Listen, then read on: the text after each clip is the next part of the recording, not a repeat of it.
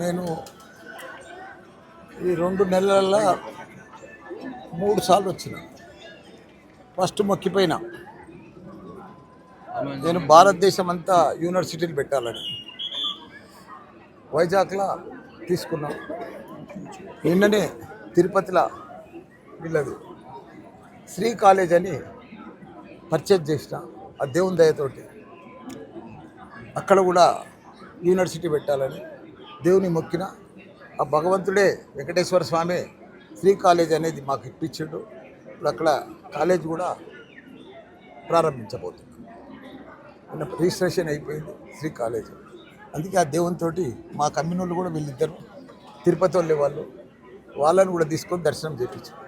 అదే మాదిరిగా ఇండియా లెవెల్లో కూడా యూనివర్సిటీలు పెట్టాలని, దానికి తోడు తెలంగాణలో మళ్ళీ మా సీఎం కేసీఆర్ రావాలని.